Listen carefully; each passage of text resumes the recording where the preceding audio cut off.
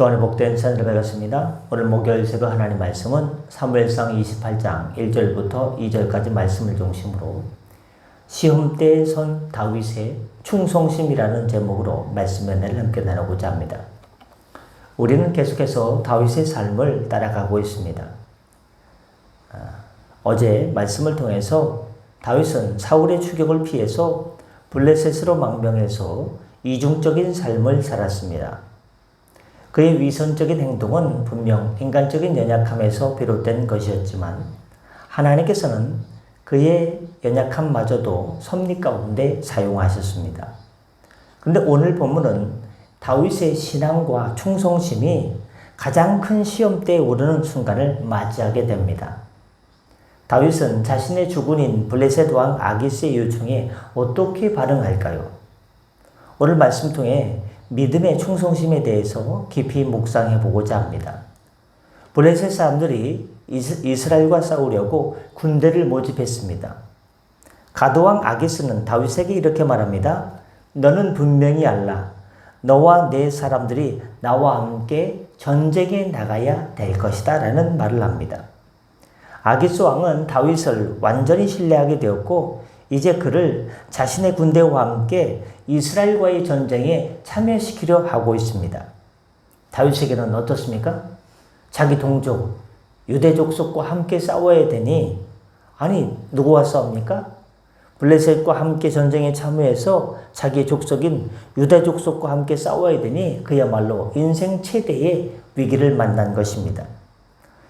다윗이 누굽니까? 하나님의 기름 부음을 받은 이스라엘의 왕이 될 사람이었습니다.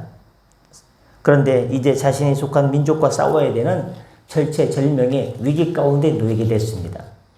다윗은 이 위기 앞에서 자신의 속마음을 꽁고 애써 숨기고 이렇게 대답합니다.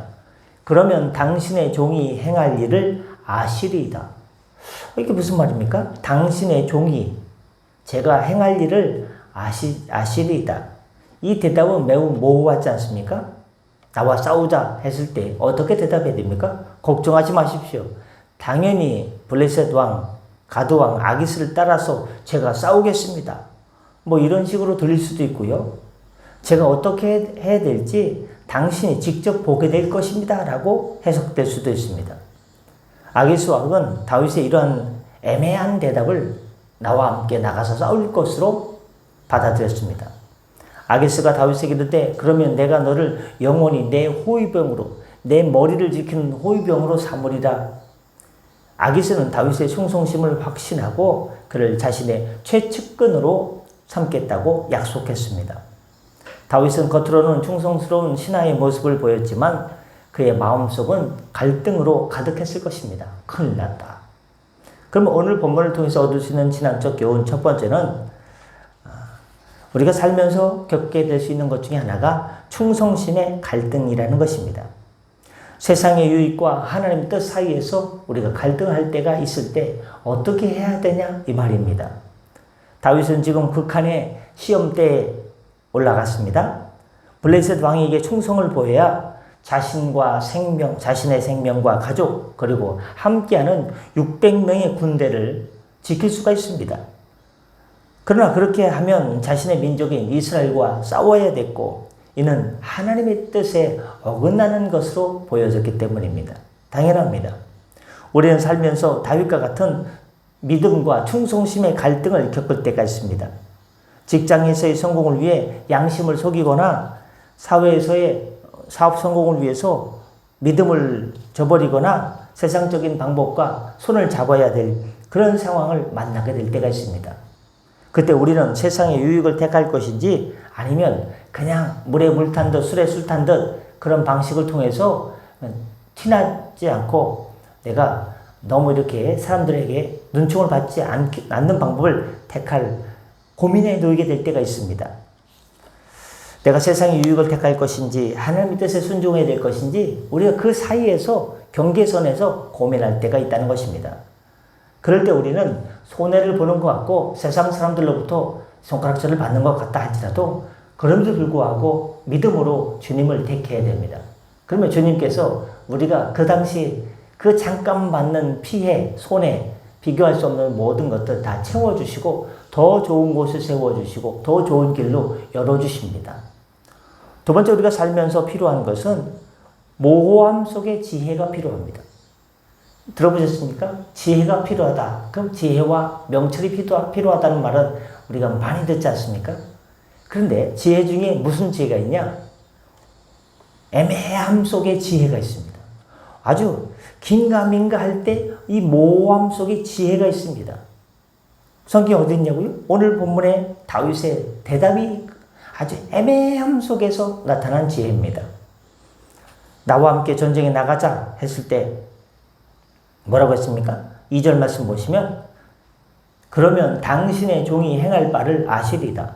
전쟁에 나가자. 예, 그럼요. 당연히 전쟁에 나가서 이스라엘을 물리치겠습니다. 그렇게 얘기하든지. 아이고, 생각해 보세요. 왕도 너무한 것 아닙니까? 내 동족, 내 동포와 가서 나가 싸우라는 거예요. 그거는 좀 너무하지 않습니까? 내가 다른 데는 몰라도 내 동족과 어떻게 싸웁니까? 하고 반대할 수 있습니다. 반대를 하든지 찬성을 하든지 해야 되는데 애매한 대답을 합니다. 당신의 종이 행할 바를 아시리다. 나간다는 거예요. 안 나간다는 거예요. 이 대답은 참으로 지혜로운 것이었습니다. 그는 솔직하게 거절했다면 목숨을 잃었을 것입니다. 그렇다고 섣불리 싸우겠다고 약속했다면 하나님의 뜻을 거스리는 죄를 범할 참이었습니다.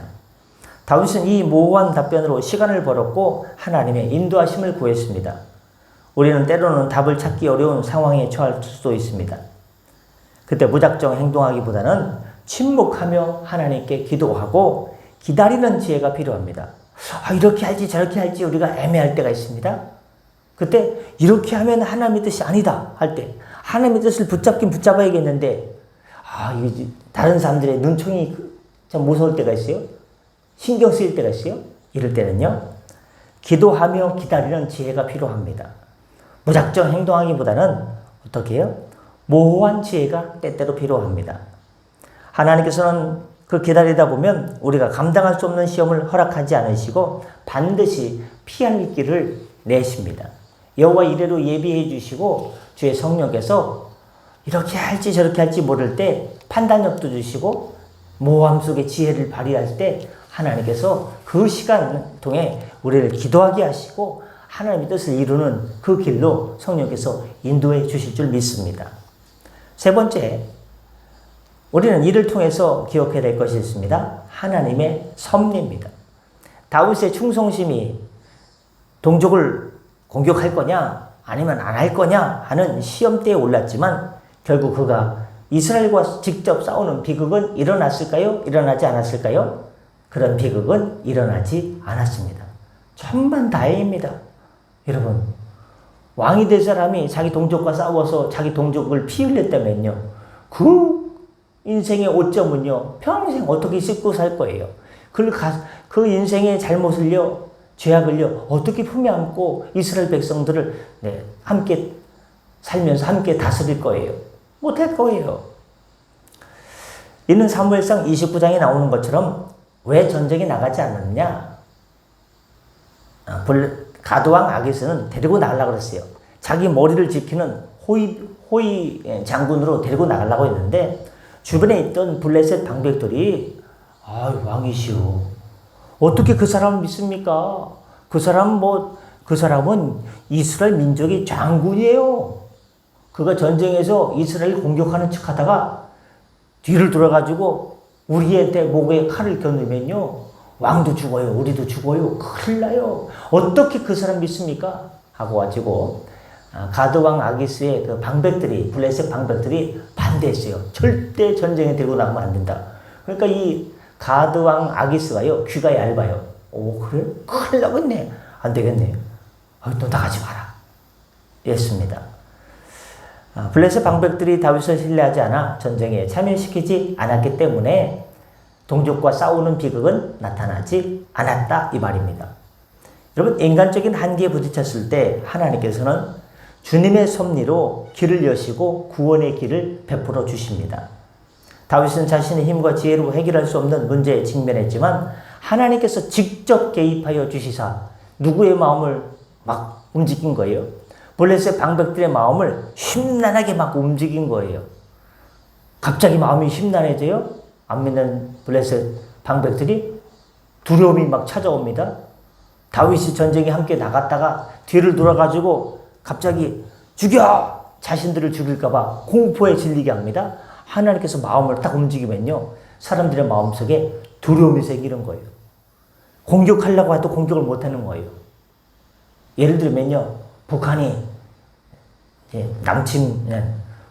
이제 남쪽으로 침략 계획을 세워가지고 제2의 6.25 전쟁을 계획한다 할지라도 모든 준비를 다 해놓고 이제 공격!